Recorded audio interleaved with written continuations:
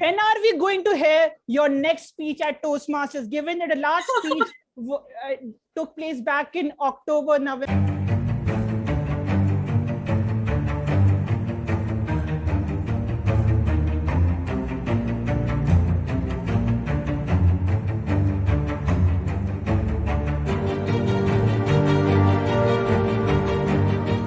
Hello, everyone. It's been a long time, and I'm really sorry for taking that long break. I hope you and your family, your close relatives are all fine.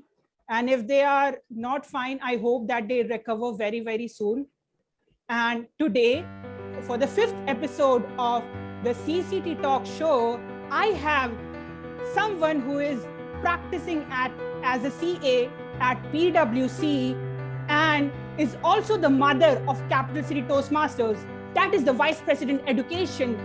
Let us all welcome CA Palak Saxena for this talk show. Palak, what are your thoughts prior beginning this talk show? Hey everyone, and a special hey to Ananyu. And I don't know how do I feel, but I'm quite elated the way you introduced me rather. But I would say, when you said the VP head of the club, I should have said that you should have added the lousy VP head of the club, because I don't know, I feel that I'm not very active, and every time I have this thought that it's not that much I'm doing for the club as I should be. But again, I am happy being whatever role I have in the club, and I'm really thrilled to be a part of this chat show with you. Nice, Palak. That should be the spirit, and I hope that that enthusiasm that you just displayed stays throughout the talk show. Well, Palak, to begin with, I'm very curious to know about your CA journey. So if you could describe your CA journey right from preparing for the examinations and then going to the job that you are currently working for. All right. So it has been a roller coaster for me, and I quite believe that it is still a roller coaster for me for what happened. Because my CA journey wasn't just about studying or having corporate experiences and everything. It was much, much, much more than that. I mean, I started soon after I was done with my school. So 2014, I guess I was done with my school. And that is exactly when I started with my CA journey. Right, did my CPT, that is level 1 in first go, the level 2 in first go, and then by God's grace I got into PwC for my articleship, which I will brag about here is a big thing to do. And obviously I was very proud of myself, my family was very proud of it, and I was there and I've had the time of my life interning at PwC. I then appeared for my final exams, and that is when I would say that life taught a lot of experiences. And I had never in my wildest dreams thought of the fact that, I'll fail my exams at some point of time. And not once, not twice, and I'm not shameful to say this, not once, not twice, I failed thrice. And it actually shattered me from within. I was living a Sheldon Cooper life. All of us know Sheldon. And because he thinks he's the best and he can do anything. So I was legit living a Sheldon Cooper life. And that is when, there came a halt. And I guess it was God's way of telling me that, Palak, just, it's not there. It's like, look down and just see that where are you and, what actually matters. So failing thrice, but then again, giving it my best. And being a CA is definitely as I said, has been a roller coaster for me. I enjoyed every bit of it. And I'm very happy to be called a chartered accountant today. I mean, it's a very prestigious position to be at. So I'm very happy to be called a chartered accountant. And more than that, I'm happy that I had great life experiences. I mean, working with the clients, working with so many people, I have learned a lot. And this entire journey has made me more humble towards life. So I'm thankful that I did this. I'm really hopeful that all those CA aspirants who are listening to this talk show will feel motivated after hearing this answer from Palak. Well, Palak, in the last answer, I think you demonstrated bits of what you say that you are a believer in God. So I wanted to know, was there one specific incident or a series of incidents or did you believe in God since childhood? See, as a child, like, everybody of us, all of us parents, they take us to temples or like the respective religious places. We go there and we're taught that join your hands and, like pray and say thank you or ask for whatever you want. So this is what we're taught as children. But as we grow, we have our own opinion. We grow into our own point of view.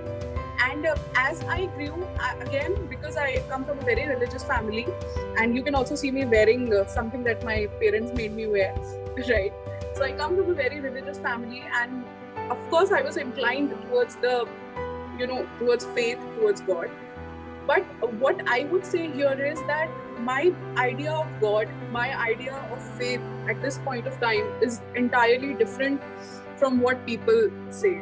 Like, I don't believe in temples or mosques. I do visit temples, but then again, what I believe is that God is here and God is here, right? So if you think that way, if you really believe that there is a power looking on you and just leave everything to Him, you will feel the presence of God. So I feel like God and the faith were meant to have positivity and righteousness in the society, but it has taken an entire different view today where people are fighting over religion. So my idea of God is belief, faith, and listening to your conscience and being the right person that you believe you should be. Well answered, Palak. I think that must have added a new dimension to every one of us who are listening to this talk show. Now, Palak, you are an avid lover when it comes to cooking. And so does this question boggles you, given that the rise of food delivery apps in the last few years? Do you think that cooking as an art would see the light of its day in the coming years? Okay, so cooking, cooking is seen as a gender role, but I don't feel that it is a gender role anymore. It's all about your interest and whatever you like doing. In fact, I love cooking and my brother loves cooking more than I do. So I'm quite happy seeing him in the kitchen very often.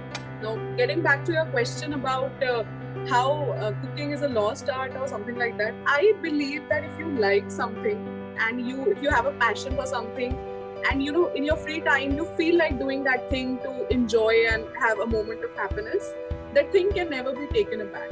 It's all about how well you want to cling to the fact that you like something. I mean, people say that I like writing, and then people are like, share whatever you have written with us, and I'm like, I have papers written.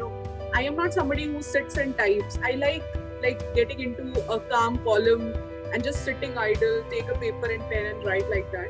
So all I believe is not just cooking or anything that you have passion for and you feel that it relaxes your soul. You feel happy doing it.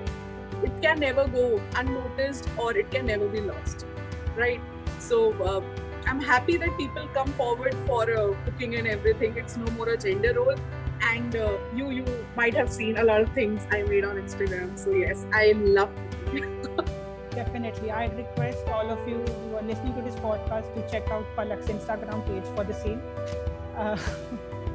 Now, Palak, you are the VP Education of City Toastmasters and you have served this role for nearly 4 years. So what do you think are the important qualities a VP Education must possess before contesting for this position at any Toastmasters club? All right. See, first of all, I'm very thankful that I got to be the VP Ed of CCT, and CCT is a huge thing. I mean, when somebody asks me that if you're a Toastmaster, where is it? Where are you a Toastmaster? And if I say that I am a part of CCT and I'm the VP Ed at CCT, so there are quite many people who actually know what CCT is, and that really makes me feel proud that I'm part of such a prestigious group. And talking about the qualities that a VP Ed requires, I feel that, besides everything, like all the EC roles require attention, they require time and everything. But the role of VP Ed actually requires a lot of good communication skills, I feel. Because I am the one who has to fill the role sheet. I have to ensure that at the end of the day, the show must go on. So I've had backseas. There are people who at the last moment say, "Palak, we can't do this," and then there are times when people don't agree, and there are times when there is a lot of response, and there are so many people wanting to take up roles. So managing that and communicating the same with them is one very important quality that you must possess. Saying no to somebody for a role, or asking somebody for a role, and helping them out with a role. So all of these things require communication. So I feel if in like everybody who wants to be the VP head of the club next, I must say that you must work on your communication skills, because that is something very, very important. And other things can be worked upon, but this thing requires special notes. And I'm really happy, blessed, I would say, I'll use the word blessed, to be a part of CCT and being the VP head of the club. I'm truly blessed. I hope that you get an equally good successor and the legacy that you would leave behind once the term of your VP education ends next month. Now, Palak, you have been a part of Toastmasters for nearly a year. So did your perception about public speaking, did it undergo any change, or did it remain the same prior joining any Toastmasters club? All right. So as you know that I love talking. I already told you that I'm a very talkative person, and if given a chance, I'll not stop. So I have always been into public speaking since my earlier days at school. Like at school, I was into a lot of speeches and debate competitions, and I would go for inter-schools and other things also. Right, and that is what made me very interesting in talking. Now, when I entered my corporate life, I was just interning, and there was this one incident wherein we had to present a report to a very senior person, and the manager could not make it, and my senior could not make it. So my manager gives a call that, Palak, it's very important. Can you go? And I was like, I'm just a first year intern. How can you ask me to reach a director level person? And then he just said that, go and do it. I went there and I gave the report, and it was quite a long meeting.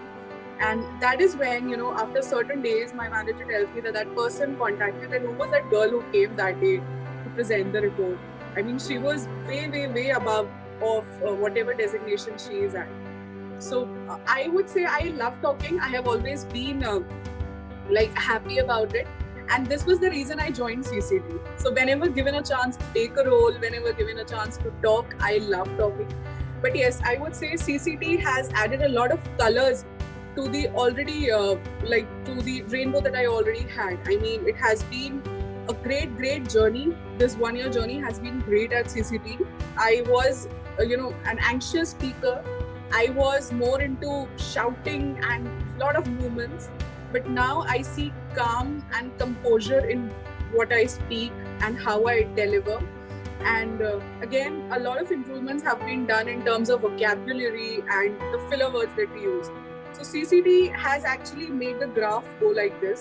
And I am really thankful that I am a part of this club. And for foreseeable future, I see myself as a part of the club. I guess our BPM will be happy knowing this.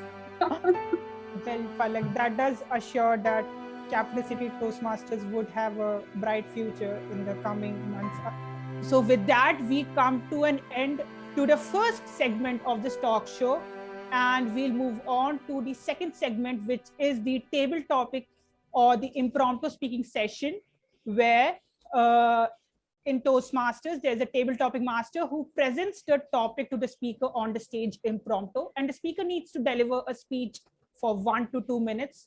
For your convenience, Palak, I'll write the timings on the chat box so that you can time your impromptu speech accordingly. So Palak, are you all set after giving those beautiful answers in the first session? I believe that you are more than confident of facing this segment. Yes. Wow. Amazing, Palak. Your topic is the way to get started is to quit talking and begin taking actions. The way to get started is to quit talking and begin taking actions. Palak, you may begin your speech now.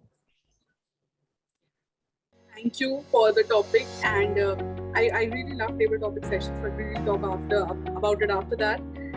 Talking about the topic that you've given me, Ananya, here, there is one thing that I really strongly believe in, that thinkers are losers, doers are winners. right? So that is exactly what it is quite in line with the topic that you've actually given me here.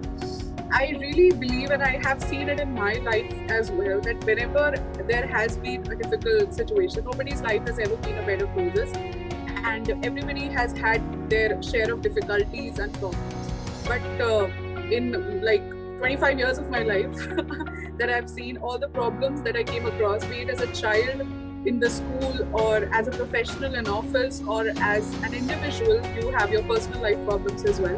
When you sit and you think, all you get in your head is that this could happen, that could happen, and I've seen more negativity flowing rather than positivity.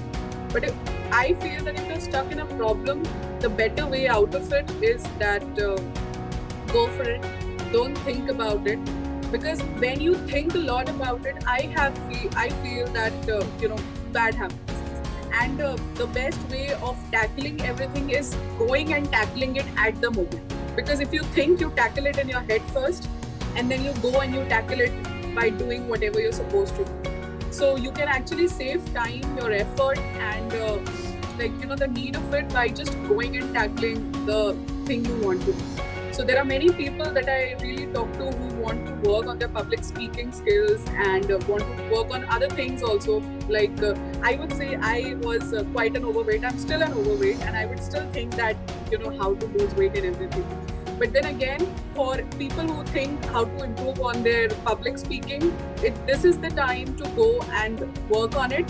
And everybody who wants to be fit, guys, go work out and don't think about it. So this is one very easy thing to say. But for life, I would say that whenever you feel that you're stuck somewhere, go and tackle it. Not here, but by working.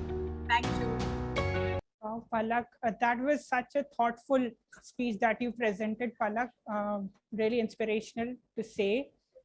And that brings us to the final segment of this talk show, which is the rapid fire segment.